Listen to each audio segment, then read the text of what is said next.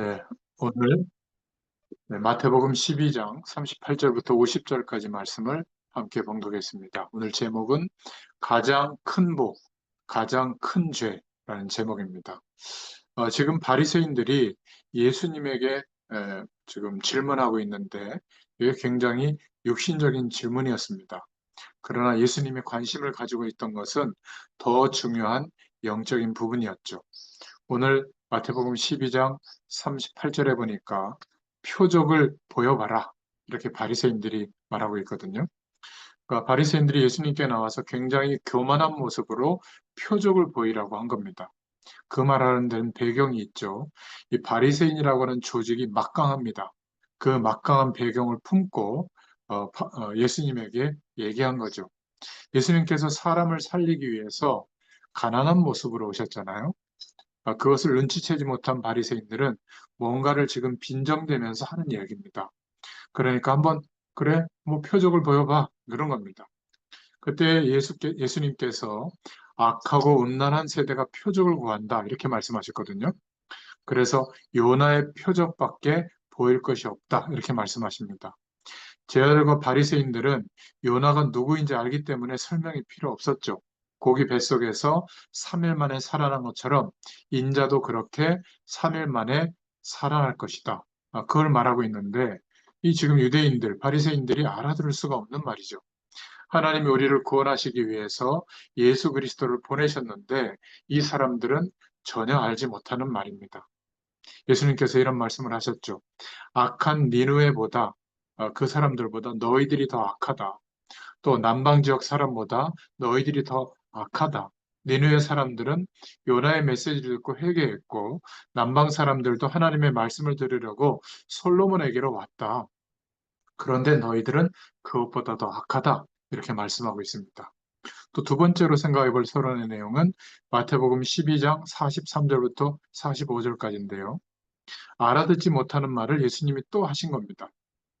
육신적인 것도 중요하지만 예수님께서 영적인 것을 지금 말씀하고 계시는데, 우리가 예수 믿었더니 병 나았다. 예수 믿었더니 부자 됐다.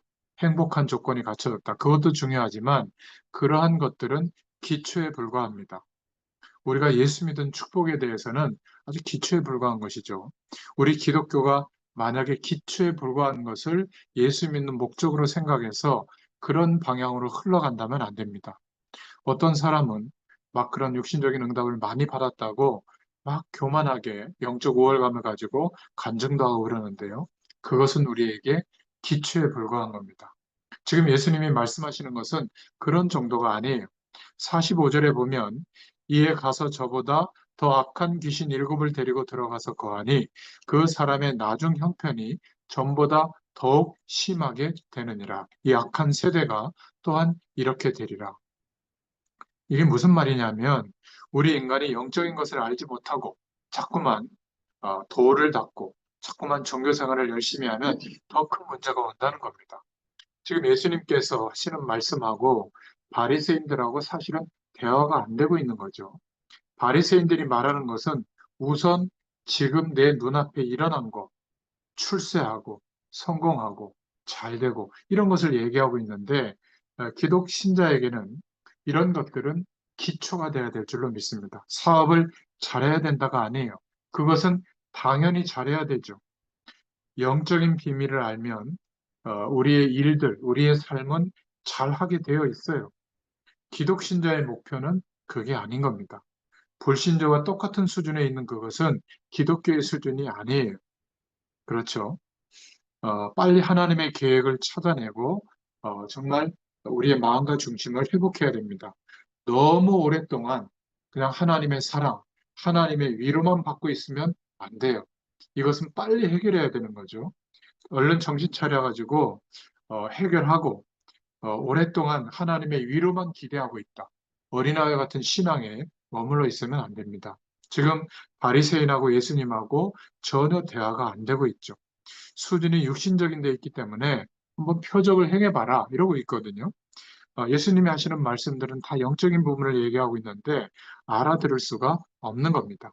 오늘날 세대와 같다. 이렇게 말씀하고 있잖아요. 또 세 번째로 생각해 볼 것은 마태복음 12장 46절부터 50절인데 이 말씀을 하다가 밖에 누가 찾아온 겁니다. 예수님의 어머니 마리아와 동생들이 할 말이 있어서 왔다. 이렇게 소식을 전해드린 거예요. 근데 예수님께서 굉장히 매정하다 싶을 정도로 말을 하죠. 50절에 누가 내 모친이며 누가 내 동생이냐. 그러면서 누구든지 하늘에 계신 내 아버지의 뜻대로 하는 자가 내 형제요, 자매요, 모친이니라. 이렇게 말씀하고 있는 겁니다. 어떻게 보면 좀 매정하게 보인다. 이렇게 볼 수 있잖아요. 예수님은 그런 뜻으로 하신 이야기가 아니에요. 지금 찾아온 모친과 형제들이 육신적인 이유로 찾아온 거거든요. 그러니까 한번 표적을 보여봐라 이렇게 말하고 있는 바리새인이나 수준이 같은 거예요.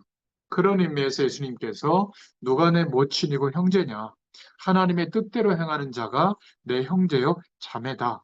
그러니까 이런 말을 이해할 수 있을 정도의 신자가 돼야 되는데 육신적인 관심에만 머물러 있다면 성경에서 말하고 있는 이러한 영적인 축복은 전혀 잘 모르고요. 언제 복을 받지?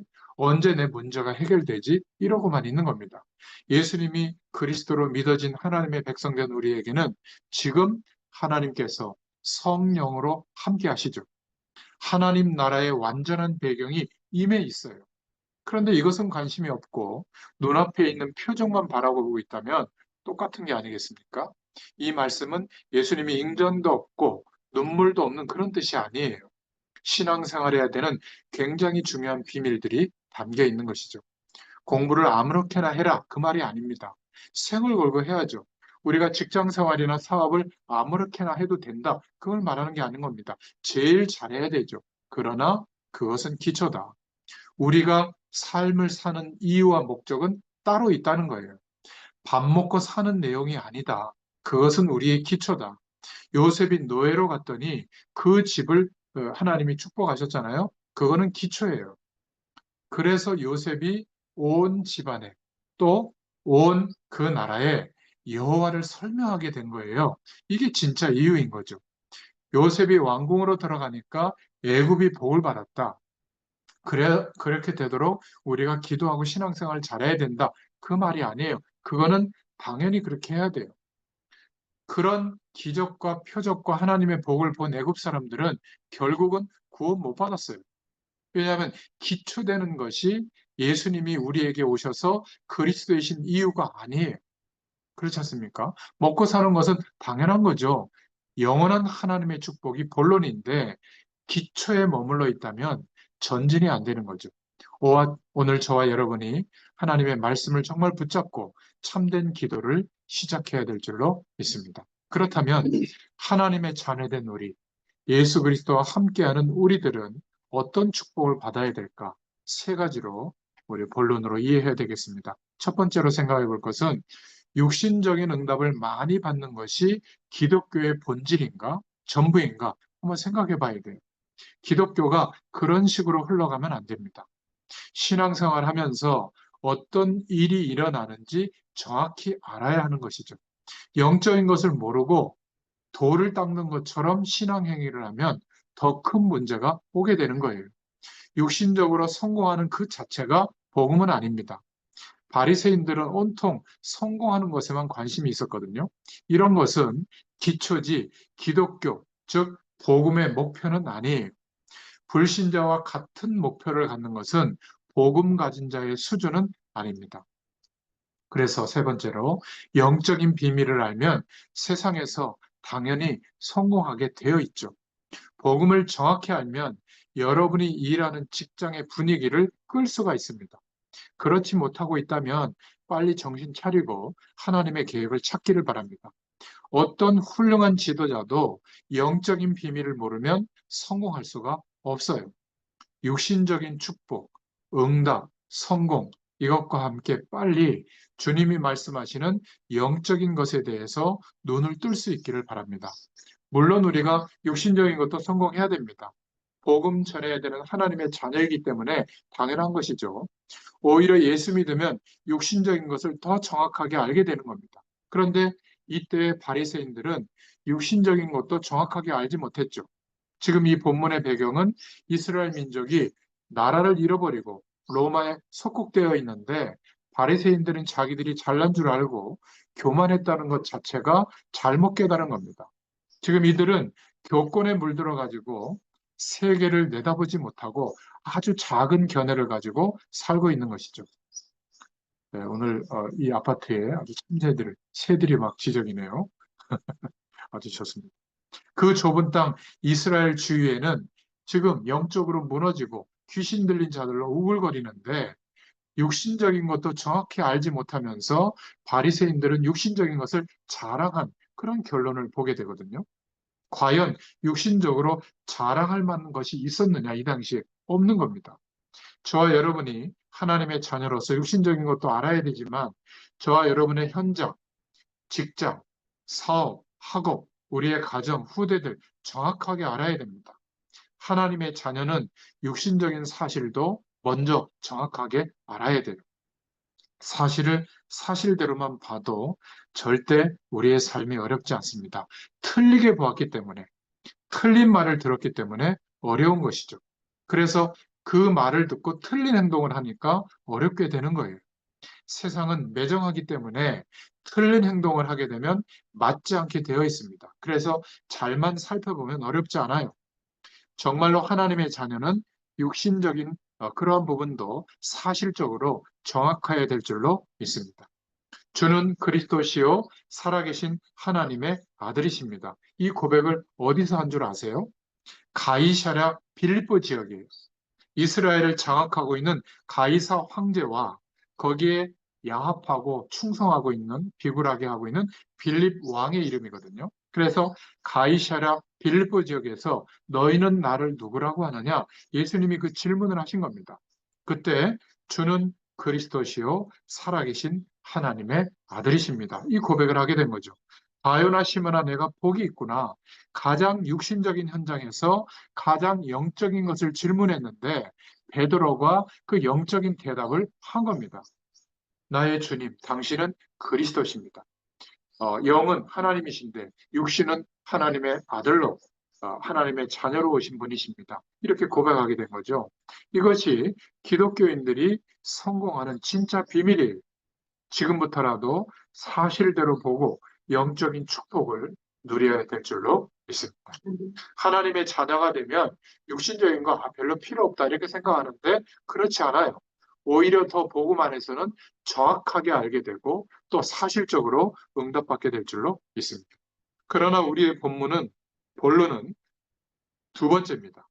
영적인 사실을 알아야 될 줄로 믿습니다. 마태복음 12장 43절부터 45절에 말씀하고 있는 것처럼 영적인 것을 모르면 귀신의 세력들이 건듭니다.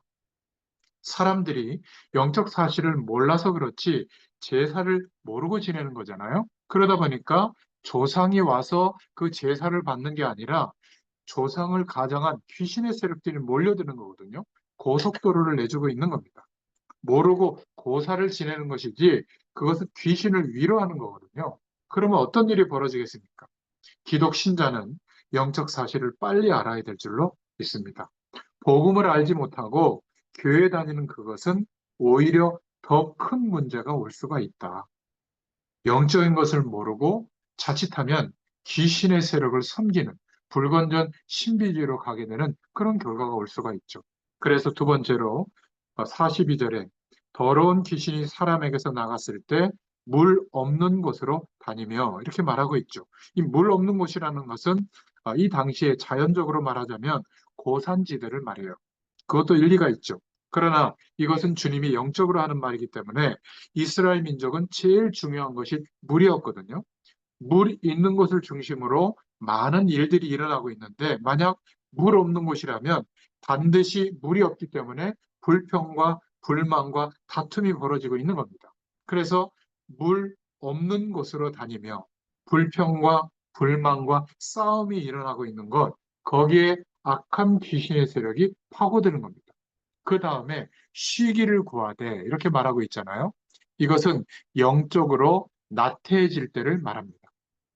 그러니까 저 여러분이 게으른 것은 굉장히 영적인 문제예요. 마음이 풀려서 낙심하는 것, 그것은 영적인 문제가 되는 겁니다. 이러한 것들을 알아야 돼요.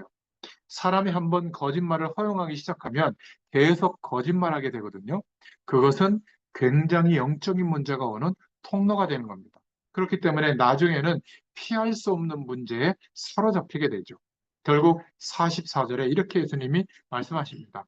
이에 가로되 내가 나온 내 집으로 돌아가리라 하고 와보니 그 집이 비고 소재되고 수리되었거늘. 귀신의 세력이 이렇게 말하고 있는 거거든요. 집이 비었다는 말은 무슨 말이죠? 집이 소재되었다는 말은 무슨 말입니까? 집이 수리되었다는 말은 무슨 말이죠? 이게 굉장히 중요한 말이에요. 비고 소재되고 청소되고 수리되었다. 한마디로 말하면 종교적 행위를 말해요. 예수 그리스도를 믿는 믿음, 진리를 붙잡는 것이 아니라 종교적 행위는 마음을 비우게 하고 종교적 열심은 깨끗하게 합니다. 종교적 열심은 모든 것을 수리하죠. 그게 영적으로 빈집이 되는 거예요. 착하고 바르게 살도록 만들어주는 건데 그 마음 상태가 귀신이 들어와서 가장 역사하기 좋은 상태가 되는 겁니다. 그래서 종교적으로 심취하면 귀신에게 사로잡히는 상태가 되는 거예요. 여러분, 이것을 이해할 수 있겠습니까? 귀신의 세력이 그냥 들어가는 게 아닙니다. 45절에 보니까 이에 가서 저보다 더 악한 귀신 7을 데리고 들어가서 거하니 그 사람의 나중 형편이 전보다 더욱 심하게 되느니라. 이 악한 세대가 또한 이렇게 되리라. 하나님 없이 몰두하는 모든 것, 하나님 없이 인생을 거는 모든 것, 그것이 이전 형편보다 나중 형편이 더 심하게 되는 영적인 결과가 오는 거예요. 여러분, 교회 다니면서 큰 봉사를 못 해도 됩니다. 교회 다니면서 복음 없으면 이런 문제가 오는 것이거든요. 여러분들이 복음을 깨닫지 못하면 이런 문제가 반드시 와요. 예수 믿고 망한 게 아니라 그냥 교회만 다니다가 망하게 되는 겁니다. 정말 예수 믿으면, 그리스도를 믿으면 절대로 망할 수가 없는 거예요. 그거는 거짓말이에요. 절대 예수를 믿는 사람은 망할 수가 없는 거예요. 주 예수를 믿으라. 그리하면 너와 내 집이 구원을 얻으리라. 이렇게 말씀하고 있습니다. 저는 진짜 예수 믿고부터 모든 문제가 더 이상 제게 문제가 되지 않게 됐습니다. 여러분도 마찬가지일 거예요. 모든 문제는 끝나게 된 줄로 믿습니다. 이제는 영원한 생명을 허락해 주셨고, 영원한 하나님께서 거룩한 영 성령으로 우리와 함께하고 계시죠. 그래서 어, 부족한데도 불구하고 하나님은 우리에게 이런 놀라운 축복을 주신 줄로 믿습니다. 그래서 기억해야 돼요. 저와 여러분들은 육신적인 부분에도 정확해야 됩니다. 바리새인들은 사실적으로 보지 못하고 자기들만 대단하게 봤거든요. 지금 속국에서 많은 사람들이 병들고 귀신 들리고 완전히 무너지고 있는데 자기들만 괜찮다고 하는 거, 그런 시각으로 보는 것은 정확하게 보는 게 아닙니다. 눈물을 흘리고 다녀야 될 사람들이 교만해져 있는 상태거든요. 로마의 속국이 되어 있고 나라도 없는 주제에 울고 다녀야 되는데 자신들이 우월하다는 의식 속에 살아가게 된 거예요. 그러면서 예수님에게 앞에 와서 표적을 한번 보여봐라, 이런 식으로 나온 겁니다. 한마디로 영적으로 무식한 것이죠. 자기들은 유식하다고 생각하지만 영적으로 보면 그런 겁니다. 그러니까 승리할 수가 없는 거예요. 설명을 많이 안 해도 저와 여러분들이 성령 안에서 알아들을 수 있도록 역사해 주실 줄 믿습니다. 자, 마지막 세 번째로, 그래서 기억하셔야 될 게 있습니다. 예수님을 그리스도로 믿고 하나님의 자녀된 우리는 모두 영적인 가족입니다. 진짜 우리의 영적 부모는 하나님이시죠. 다윗은 나를 낳은 부모는 나를 버릴지라도 여호와 하나님은 나를 버리지 않으신다고 고백했잖아요. 영적 가족이 너무 중요해요. 마태복음 12장 50절에 누구든지 하늘에 계신 아버지의 뜻대로 따르는 자가 형제요 자매다. 예수님이 그렇게 말씀하셨거든요. 저와 여러분 하나님의 자녀입니다. 이 말씀은 육신의 부모를 공경하지 말라는 말이 아니에요. 우리의 영적인 영원한 본향, 그 아버지는 하나님이시다. 그렇죠? 육신의 부모와 가족이 필요 없다는 말이 절대 아니에요.